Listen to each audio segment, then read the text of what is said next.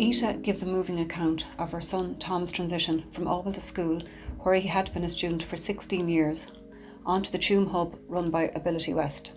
She discusses how Tom and his family planned and prepared for this transition, the challenges they faced and strategies that she found helped with a successful transition. Hi, my name is Ita Fitzgibbon and I'm here just to explain to you a little bit about my experience when my son Tom transitioned into adult services. So Tom transitioned in September 2019. He had been in the same school for 16 years, which was Orwell Special School. So transitioning into adult services for us was huge, as it is for all parents, but I think because Tom had never been anywhere else, I was particularly anxious. Also, I was aware of the fact that going into adult services really is the next step on Tom's adult life. So this is huge in that from here, it will really determine where Tom goes. So a little bit about Tom.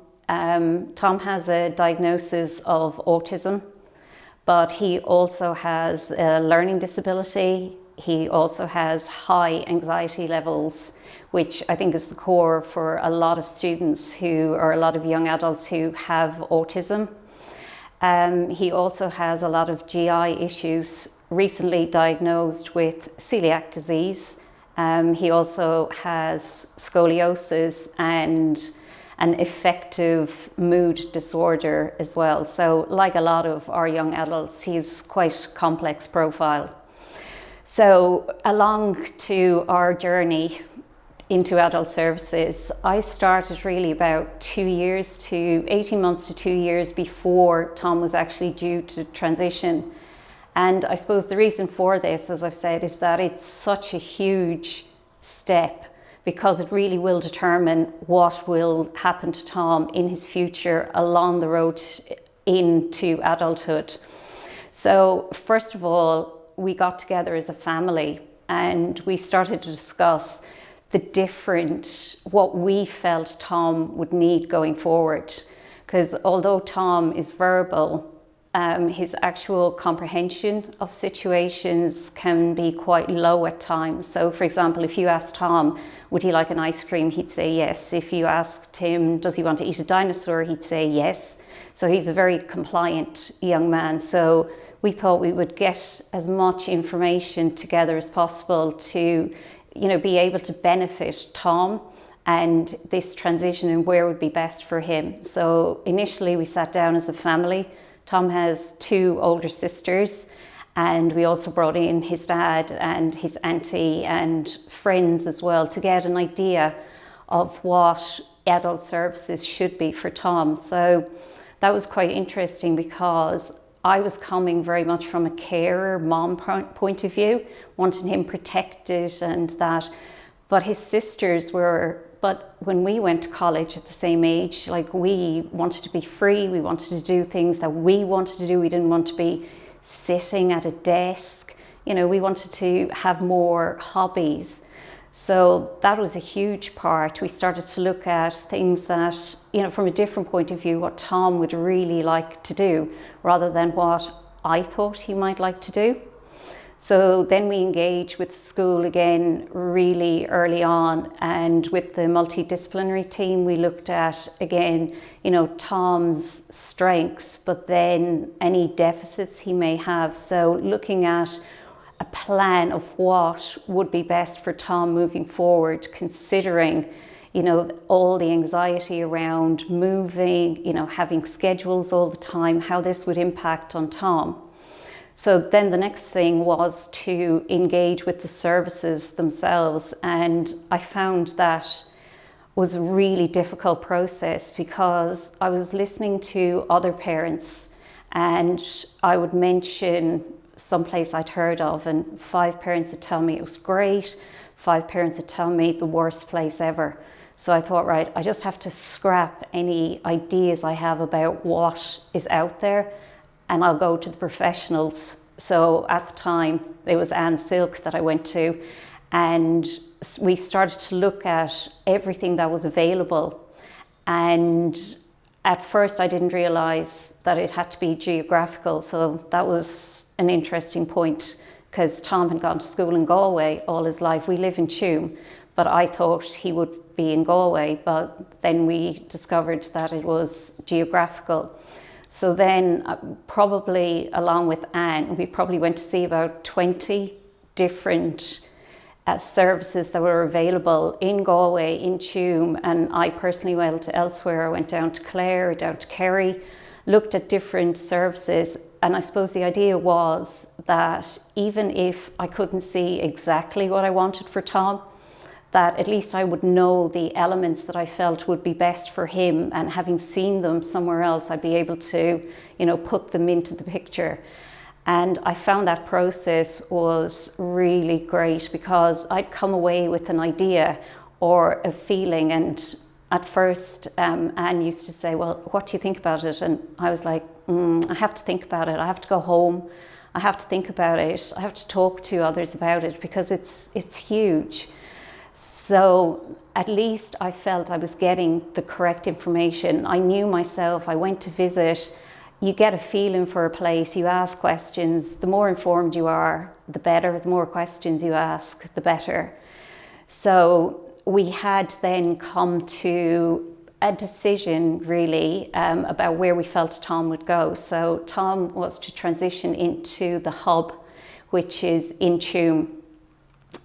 So what I would really say is important is for people, if possible, to actually go through the process where you sample the placement or where your young adult is going to go.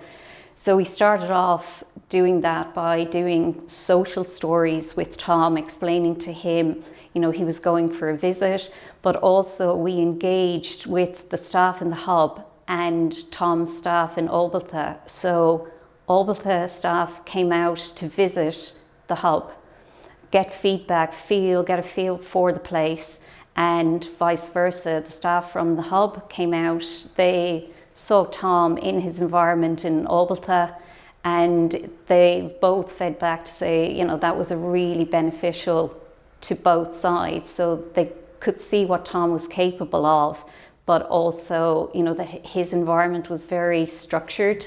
So he had a scaffolding, and with that, he was really doing well. But there was a great emphasis on the fact if he didn't continue that scaffolding around him, that, things would start to go a bit awry very quickly. So initially, Tom went to the hub it was a half an hour, one day a week. And that started in the January of 2019.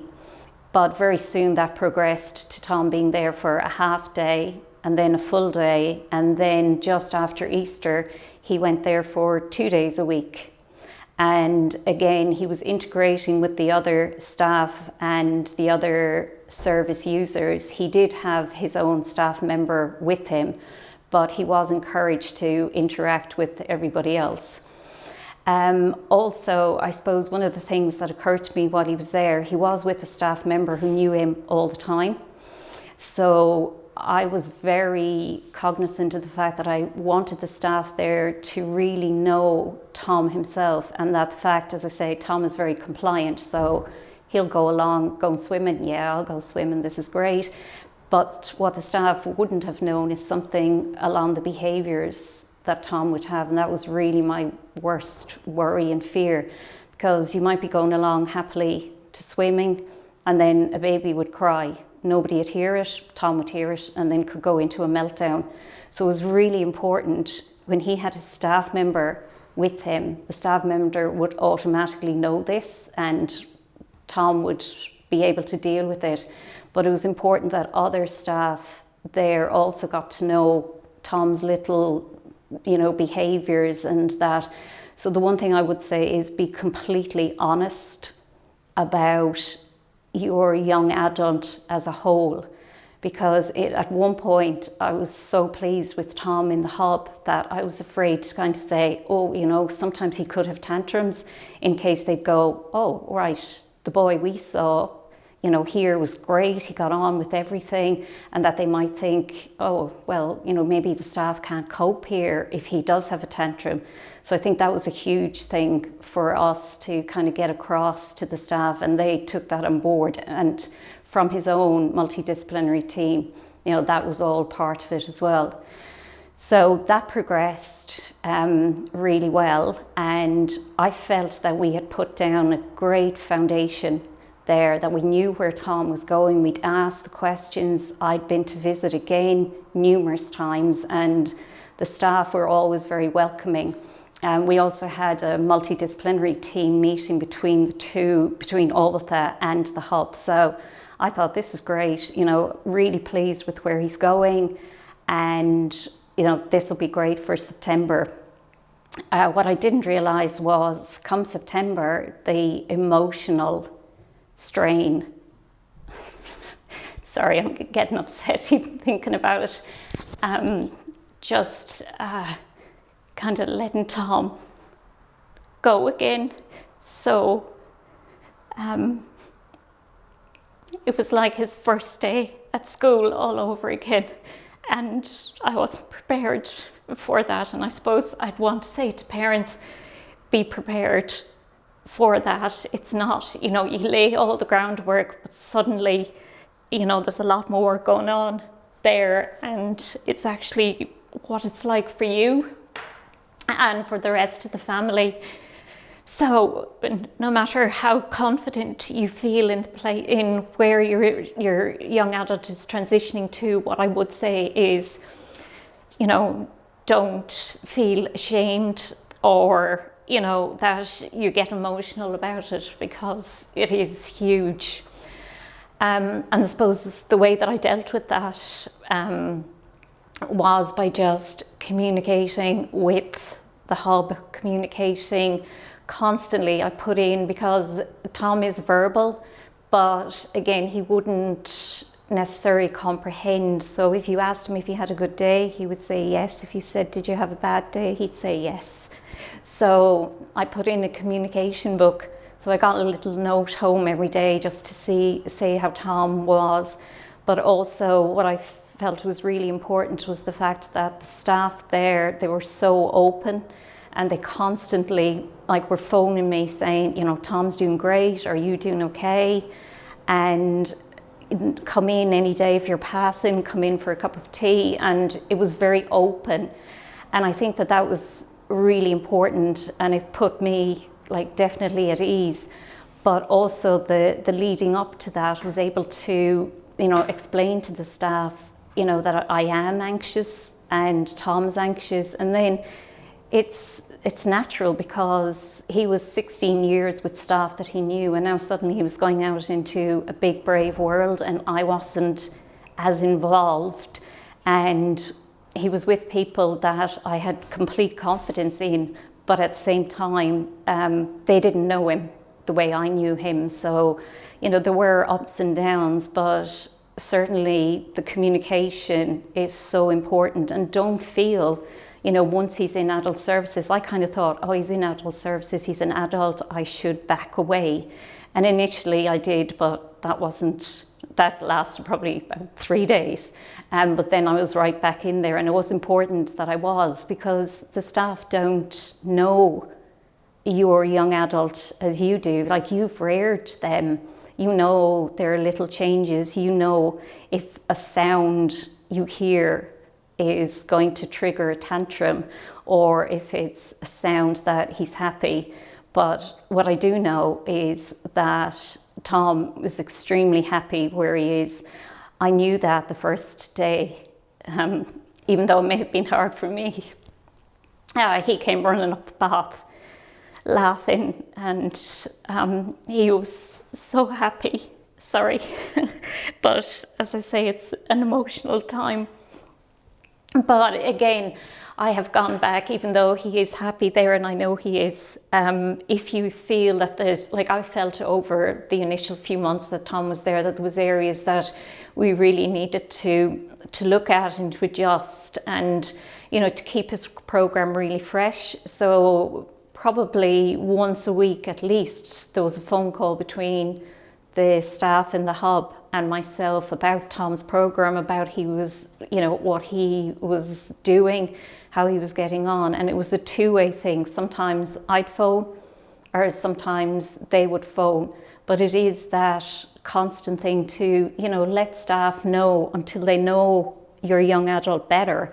Let them know, if you feel that something isn't going right. And when I felt that, I spoke up, I said it, and we looked at it and we changed it. Because remember, you're your young person's advocate. Nobody else is going to be able to do it. You know them and you know what's best for them.